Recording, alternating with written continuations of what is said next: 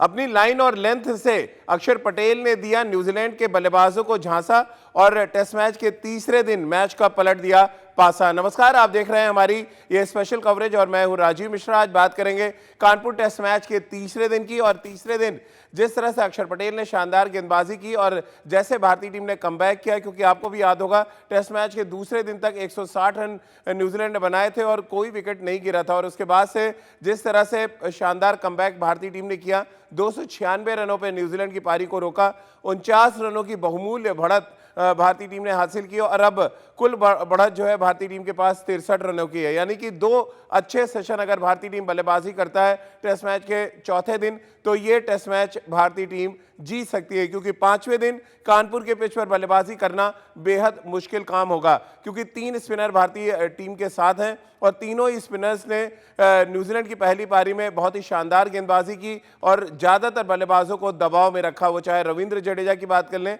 Are Ashwin की बात करें या 5 विकेट लेने वाले अक्षर पटेल की बात करें। इस टेस्ट मैच का तीसरे दिन का पूरा एनालिसिस हम आपके साथ साझा करेंगे। हमारे साथ हमारे क्रिकेट एक्सपर्ट्स होंगे, हमारे साथ सबा करीम होंगे हमारे साथ, और हमारे साथ राजकुमार शर्मा जी होंगे, साथ ही रितेंद्र सोडी भी जुड़ेंगे अब से कुछ ही देर में हमारे साथ।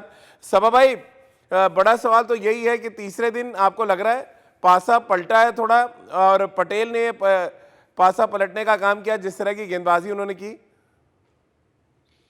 हाँ, ये बहुत ही स्ट्रॉन्ग कमबैक है भारतीय टीम का, और इसी वजह से माना जाता है राजीव के टेस्ट मैच एक ये टेस्ट होता है आपके पेशेंस का। इसमें बल्लेबाजी में भी वही बात आती है और गेंदबाजी में भी। अच्छी बात ये रही कि भारतीय गेंदबाजों ने आज बहुत ही संयम के साथ, धैर्य के साथ गेंदबाजी की। जो मिश्रण किया भी उस पर भी बहुत ही ज्यादा अनुशासन देखने को मिला। अक्षर पटेल ने विशेष करके अपने जो उनकी जो हाइट है उसका उन्होंने फायदा उठाया। जिस तरह के विकेट है, कठिन है यहाँ पर रन बनाना राजीव।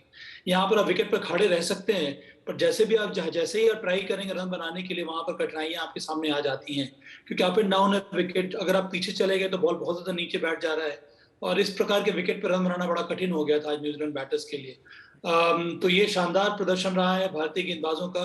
अब निर्भर करता है सेकेंड इनिंग्स में भारत के बल्लेबाजों के ऊपर। मुझे लगता है अगर हम लोग 250 से 350 रन भी बना लेते हैं, तब मुझे लगता है कि एक शानदार टारगेट भारत सेट कर सकता है, जो कि कठिन होगा न्यूजीलैंड को प्राप्त करना फोर्थ इनिंग्स में। न्यूजीलैंड के हालात कुछ वैसे ही हुए जैसे भारतीय टीम के साथ हुआ था रितेंद्र। 145 रन पे 4 विकेट, फिर बड़ी साझेदारी, फिर 79 रन पे भारतीय टीम ने 6 विकेट खो दिए। अब न्यूजीलैंड टीम की अगर हम बात करें, 160 रन पे 1 विकेट था और उसके बाद 296 रनों पे पूरी पारी सिमट जाती है। और जैसे कि सबा कह रहे हैं, जैसे जैसे मैच आगे बढ़ रहा है यहाँ पर पिच स्लो हो रही है और रन बनाना बहुत मुश्किल होता जा रहा है। ऐसे में आपको आइडियली क्या रख रहा है? चौथे दिन के पहले 2 सेशन अगर भारतीय टीम अच्छी बल्लेबाजी कर जाता है तो न्यूजीलैंड क्या इस टेस्ट मैच से आउट हो जाएगा पूरी तरह से? जी हाँ राजीव, बिल्कुल, क्योंकि जो परिस्थिति कल शाम को थी और जो आज है वो न्यूजीलैंड के लिए बिल्कुल डिफरेंट है, क्योंकि न्यूजीलैंड ने सोचा ना होगा कि ऐसे हाल होगा इस शाम को, क्योंकि यहाँ पे श्रेय हमें भारतीय बॉलर्स को देना होगा। जिस तरह अक्षर पटेल ने बॉलिंग की है, ही हैज बीन स्प्लेंडेड, और जैसे भी साबा बिल्कुल सही कह रहे हैं, क्योंकि जैसे जैसे अब ये दिन बढ़ेंगे, मैच आगे जाएगा, प्रेशर न्यूजीलैंड पे आएगा, क्योंकि भारत इन विकेट पे बल्लेबाजी करना जानता है, बेहतर इक्विप्ड है। तो यहाँ पे न्यूजीलैंड को बहुत एड़ी चोटी का जोर लगाना होगा, लेकिन एक एक रन प्रेशर अब बढ़ेगा न्यूजीलैंड पे, और यहाँ पे चौथी पारी खेलनी है न्यूजीलैंड को, और हमारे पास 3 बहुत अच्छे स्पिनर्स हैं जिन्होंने अच्छी लय दिखाई है पहली इनिंग में। तो अब अगर एक ही टीम जो प्रेशर में हम बात करें वो न्यूजीलैंड है। तो चलिए, न्यूजीलैंड प्रेशर में होगी ये मानना है रितेंद्र का, और ये प्रेशर क्रिएट करने का काम किया अक्षर पटेल ने, जिन्होंने बहुत ही शानदार गेंदबाजी की। कुल 5 टेस्ट मैच उन्होंने खेले और चौथी बार वो 5 विकेट लेने में, एक पारी में लेने में कामयाब रहे। आइए आपको सुनवाते हैं क्या कुछ कहा अक्षर पटेल ने अपनी गेंदबाजी के बारे में, और उसके बाद इस चर्चा को आगे बढ़ाते हैं।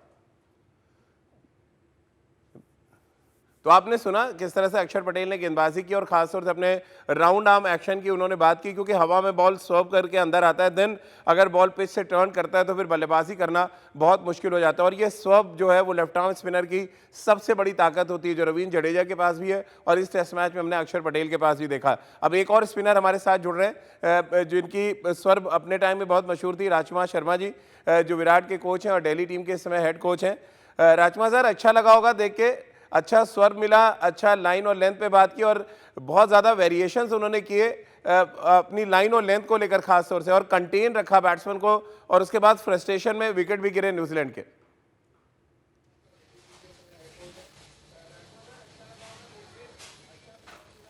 बिल्कुल राजीव, बहुत शानदार गेंदबाजी की अक्षर पटेल ने। अगर आप देखें उस राउंड आर्म से, उस पेस पे और उस एंगल से, तो काफ़ी डिफिकल्ट था न्यूजीलैंड के बल्लेबाजों के लिए खेलना, क्योंकि जिस पेस से वो गेंदबाजी करते हैं, अगर उस पेस से बॉल, अगर उन्हें विकेट से मदद मिले, अगर थोड़ा बहुत भी स्पिन मिलता है, तो बैट्समैन के लिए काफ़ी मुश्किल हो जाता है। क्योंकि जैसा आपने कहा, राउंड आर्म से वो थोड़ा सर्व करते हैं, अंदर अंदर की ओर आता है बॉल, और उसके बाद अगर पड़ के स्पिन होता है तो वो काफ़ी मुश्किल होता है किसी भी बल्लेबाज के लिए खेलना।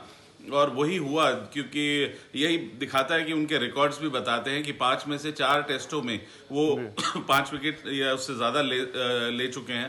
तो ये एक बेहतरीन मैं कहूँगा बॉलिंग का पेश किया उन्होंने नज़ारा। और जिस पेस से वो गेंदबाजी कर रहे हैं, तो मुझे लगता है कि अगली इनिंग में और ज़्यादा मुश्किलें होंगी, क्योंकि विकेट थोड़ा सा और टूट जाएगा, वियर एंड टेयर होंगे उसमें, क्योंकि ड्राई विकेट होता जाएगा यहाँ से। और चौथी इनिंग में न्यूजीलैंड के बल्लेबाजों के लिए खेलना बहुत ही मुश्किल होगा। तो चलिए, क्योंकि अक्षर पटेल की गेंदबाजी की बात हो रही है, बाकी के गेंदबाजों का भी बहुत अच्छा कंट्रीब्यूशन रहा, जिसकी वजह से 296 रनों पे न्यूजीलैंड की पहली पारी समेटने में कामयाब रही भारतीय टीम। तो चलिए आपको बताते हैं कि किस तरह से अक्षर पटेल ने शानदार गेंदबाजी की। और जो राउंड आर्म एक्शन की बात हम कर रहे हैं, यानी कि एक बॉल यहाँ से छोड़ना और दूसरा ऊपर से छोड़ने में क्या कुछ फर्क है, इस पर आगे बातचीत करेंगे। लेकिन उससे पहले एक रिपोर्ट आपको दिखा देते हैं, और इस रिपोर्ट को देखकर आपको अंदाजा लग जाएगा कि किस तरह की गेंदबाजी अक्षर पटेल ने की और उनका किस तरह से अच्छा साथ दिया रविंद्र जडेजा और अश्विन ने। आप देखिए हमारी ये रिपोर्ट, और उसके बाद हम इस चर्चा को आगे बढ़ाते हैं। तो राउंड आर्म एक्शन की गेंदबाजी की बात कर रहे हैं अक्षर, और साथ ही उन्होंने क्रीज को बहुत बेहतर तरीके से इस्तेमाल किया। यानी कि क्रीज के कोने पे जब गए तो वहां से उन्होंने बॉल टर्न करने की कोशिश की, और जब विकेट के पास गए तो उन्होंने आर्म बॉल डाली। यानी कि 2 डिफरेंट स्ट्रैटेजी थी, जिसका फायदा मिला अक्षर पटेल को। इस पर ही आगे चर्चा कर लेते हैं। हमारे साथ रितेंद्र सभा भाई और राजकुमार सर जुड़े हुए हैं। रितेंद्र, जिस तरह से अक्षर पटेल की रिपोर्ट भी आपने देखी, और जिस तरह से उन्होंने कहा कि अपनी क्रीज को बहुत अच्छे तरीके से उन्होंने यूटिलाइज किया, और जब फ्लैट ट्रैक हो और आप दिमाग लगा के अपनी गेंदबाजी करते हैं, तो शायद आपका अचीवमेंट और बड़ा नजर आने लगता है, क्योंकि बहुत आसान विकेट थी जहां पे 5 विकेट लिया है अक्षर पटेल ने।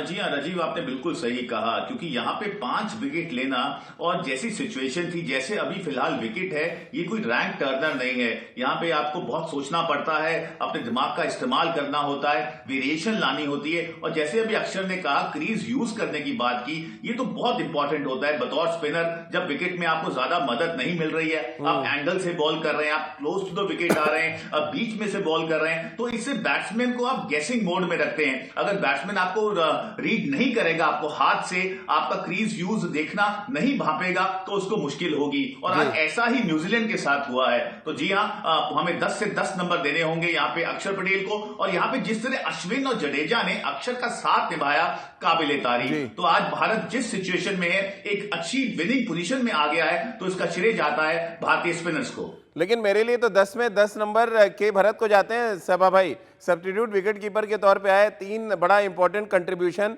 और जिस तरह से उन्होंने विकेट कीपिंग की, एक अप एंड डाउन जहां पे गेंद बहुत हो रही है, खासतौर से पहला जो कॉट बिहाइंड उन्होंने पकड़ा, इतना नीचे बॉल था।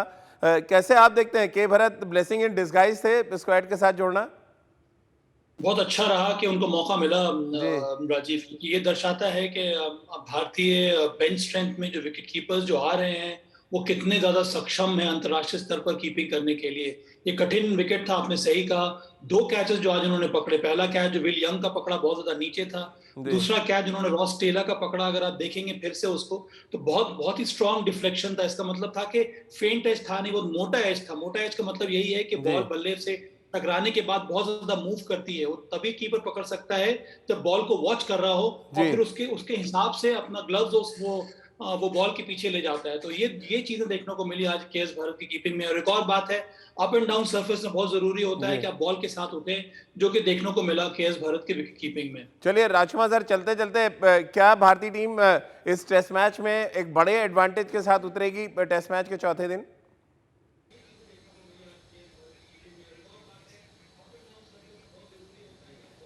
डेफिनेटली राजीव, अब भारत ड्राइविंग सीट पर है और मुझे लगता है कि अगर भारत कल 2 सेशन खेल लेता है तो बहुत मुश्किल होगा न्यूजीलैंड के लिए ये टेस्ट बचाना। और मेरा मानना है कि भारत का बहुत अपर हैंड है, बस शुरुआती संभल कर खेलने की जरूरत है। पहला 1 घंटा अगर भारतीय बल्लेबाज सावधानी पूर्वक बल्लेबाजी करते हैं तो ये टेस्ट मैच भारत आसानी से जीत जाएगा। रितेंद्र 30 सेकंड में बात पूरी करें। जी मैं ज्यादा समय नहीं लूंगा, सिर्फ भारत ने जिस तरह कीपिंग की राजीव, काबिले तारीफ। ऐसे अप एंड डाउन विकेट पे अगर आप ऐसी कीपिंग करते हैं तो आपको तारीफ तो आपको मिलनी है। तो यहाँ पे मुझे साबा करीम जी जो हमारे इंडिया न्यूज के गेस्ट हैं उनकी झलक आज दिख रही थी। तो जी हाँ साबा भाई, मुझे लगता है ये लड़का भारत लंबी रेस का घोड़ा है। चलिए बहुत बहुत शुक्रिया रितेंद्र आपका, सभा भाई आपका और राजकुमार सर आपका हमारे साथ जुड़ने के लिए। तो 2 अच्छे सेशन भारतीय टीम को यह टेस्ट मैच जिता सकता है और चौथे दिन के पहले 2 सेशन भारतीय टीम बेहतर बल्लेबाजी करके इस टेस्ट मैच में अपना कब्जा बना सकती है। तो चलिए हमारी इस खास पेशकश में फिलहाल इतना ही।